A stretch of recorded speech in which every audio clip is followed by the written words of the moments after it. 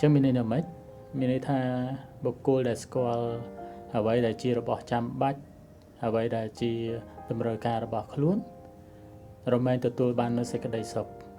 ហើយបុគ្គលឆ្លាតគេមិនធ្វើរឿងកពិចកពុកធ្វើរឿង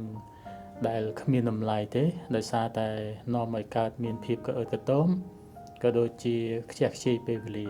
នៅក្នុងកសិដ្ឋានដាច់ស្រយាលមួយនោះមានមាន់មួយកំពុងតែកាយចំណីក្នុងវងមាន់ដទៃទៀតស្រាប់តែកាយរកចំណីទៅក៏ឃើញគ្រាប់ពេជ្រមួយដុំធំមានពលឺចែងចាំង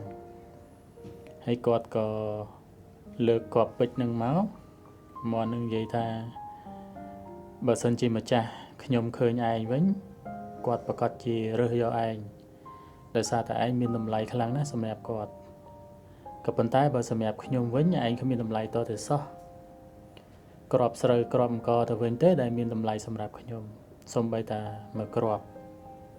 និយាយបែបហ្នឹងហើយមាន់ហ្នឹងក៏បោះដុំពេជ្រនឹងចោលទៅ